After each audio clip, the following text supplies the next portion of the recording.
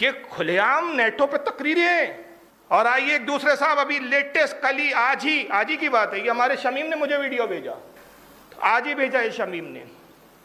باقر نقوی ان کا مولوی ہے، وہ بیان کر رہا ہے، حالانکہ وہ روایت جھوٹی ہے، ہمارے یہاں کے قوالوں نے پڑھی ہے. اچھا ہمارے یہاں کے قوال سیرا دیتے ہیں اور یہ انگلی پکڑ لیتے ہیں. امام شافعی رحمۃ اللہ علیہ فرماتے تھے کہ کوفہ کے رافضیوں کا یہ حال ہے کہ مدینے سے ایک حدیث نکلتی ہے، انگلی بھر کی ہوتی ہے، کوفہ جاتی ہے، کوفہ گڑتا شیعوں کا، کوفہ میں گھومتی ہے وہ حدیث، اور دوبارہ جب مدینے آتی ہے تو جو گئی تھی تو انگلی بھر کی تھی، آئی تو گز بھر کی ہو جاتی ہے. مرچ مسالے لگا دیتے ہیں ان کو، بس انگلی دے دو پوری کہانی، یہ پوری کتاب گڑھ لیتے ہیں. باقر نقوی، علی باقر نقوی ان کا خطیب ہے، وہ کہتا ہے، پہلے وہ سنانے سے پہلے آپ کو ایک روایت سنانی پڑے گی. قوال نے پڑھا، ہمارے غالباً صابری بدرس نے پڑھا ہے کہ نہیں، وہ صابری بدرس نہیں، معاف کرنا، میں قوالی سنتا نہیں ہوں لیکن پہلے کی اب یہ بچتی ہے کبھی کبھار کانوں میں تو پڑھی جاتی ہے. بھائی معاشرے میں تو رہتا ہوں میں، لیکن کوئی سننے کا شوق ہو ہی نہیں. کیا نام ہے یار، وہ ایک موٹا سا قوال ہے یار، عزیز میاں نے پڑھا ہے وہ کہ صاحب وہ رسول اللہ معراج پر گئے تو نالین پہن کر گئے. سنا ہے نا آپ نے؟ جھوٹی روایت، من گھڑت روایت، سارے نہ پیر ہے اس کا، جھوٹی روایت ہے یہ. لیکن ہمارے یہاں کے مقرر بھی بیان کر جاتے کچھ جن کو نہیں پتا ہے. تو رسول اللہ معراج پر گئے تو جب نالین جوتی پہن کے گئے تو نالین اتارنے لگے تو اللہ نے کہا کہ محبوب نالین پہن کر آؤ. تو کہا کہ پروردگار جب موسیٰ کو تو نے کوہ طور پر بلایا تو کہا کہ موسیٰ نالین کو اتار دو، اور میں جب عرش پر آیا تو مجھ سے کہا جا رہا ہے نالین پہن کر آؤ. کہا موسیٰ اور ہے، محبوب موسیٰ اور ہے، تم اور ہو، موسیٰ کی بات اور ہے، تمہاری بات اور ہے. موسیٰ کو ہم نے نالین اس لیے اتروانے کے لیے کہا، اتروایا تاکہ جب ہماری تجلی پہاڑ پہ پڑے تو موسیٰ کے قدموں کو اس کا شرف ملے، برکتیں ملے.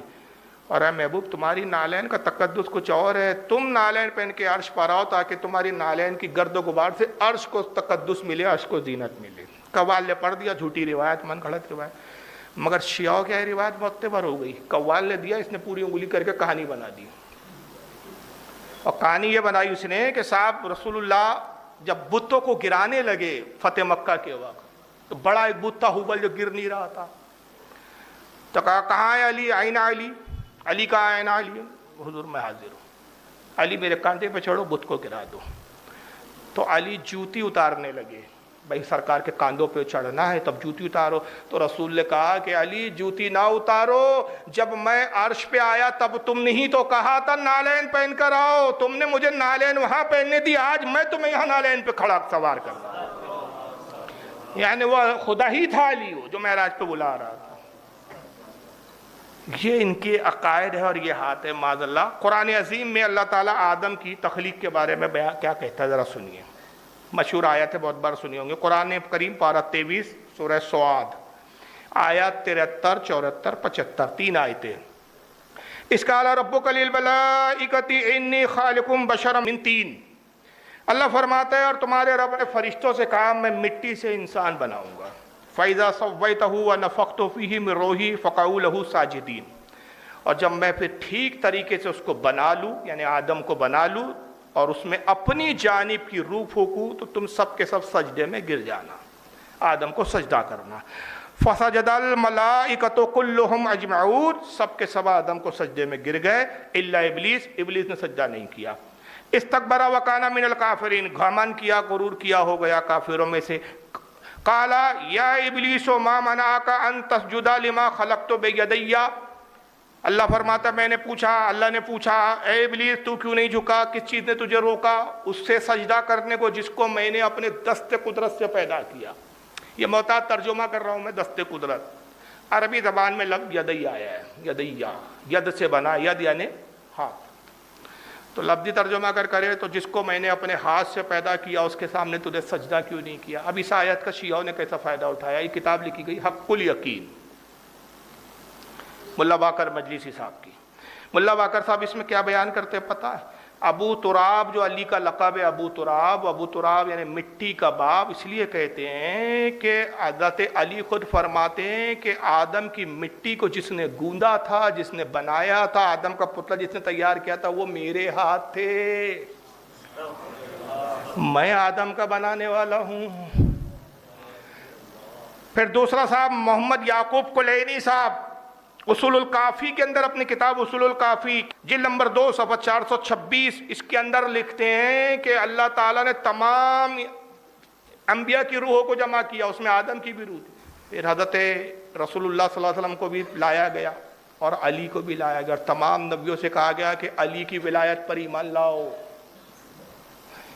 ان کے علی کا درجہ نبیوں سے بھی بڑا ہے بھائی صاحب۔ اور ہمارے اہل سنت میں جو اہل بیت ہو، چاہے صحابی ہو یا اہل بیت ہو، کسی بھی غیر نبی کو نبی کے برابر یا نبی سے افضل قرار دے وہ صریح کافر ہے، ایمان سے خارج ہے۔ لیکن ان کے اہل بیت کا درجہ نبیوں سے بھی بڑا ہے۔ تو یہ صاحب محمد یعقوب کلینی صاحب لکھتے ہیں اصول الکافی میں کہ تمام نبیوں کی روحوں کو جمع کیا اللہ تعالیٰ نے، پھر آدم کی بھی روح تھی اس میں، رسول کو لایا گیا، پھر علی کو لایا گیا، اور تمام انبیاء سے اللہ نے خطاب کیا، کہا کہ علی کی ولایت پر ایمان لاؤ، رسول کی رسالت پر لاؤ۔ تمام نبیوں نے ایمان لایا، آدم خاموش رہے۔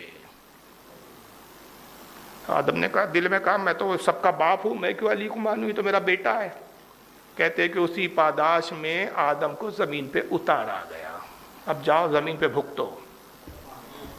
علی کی ولایت کا انکار کیا، اس لیے 360 سال تک جو آدم اور حوا بھٹکتے رہے، تکلیفیں اٹھائی، وہ علی کی ولایت کا انکار تھا۔ یہ یعقوب کلینی لکھتے ہیں۔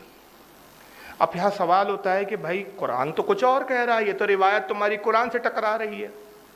قرآن تو دنیا میں آنے کا سبب وہ درخت کا کھانا بتاتا ہے، درخت کا جو بھی پھل تھا، جو بھی چاہا۔ مفسرین کا اختلاف ہے، کثرت اور زیادہ تر مفسرین اس پر گئے کہ وہ گندم کا درخت تھا، گیہوں کا درخت تھا۔ وَلَا تَقْرَبَا هَٰذِهِ الشَّجَرَةَ فَتَكُونَ مِنَ الظَّالِمِينَ، اے آدم اس درخت کے قریب بھی نہ جانا ورنہ خلاف اولیٰ کرنے والوں میں سے ہو جاؤ گے۔ آدم نے کھایا، زمین پہ اتر جاؤ۔ سبھی جانتے، سبھی سنتے، قرآن میں شجرہ لفظ آیا، اس درخت کے قریب نہ جانا۔ بھائی یہ بھی شجر کا کیا ذکر ہے؟ کہتے جناب سمجھیں نہیں، اس شجر کے معنی سجرہ سے سجرہ بنا ہے۔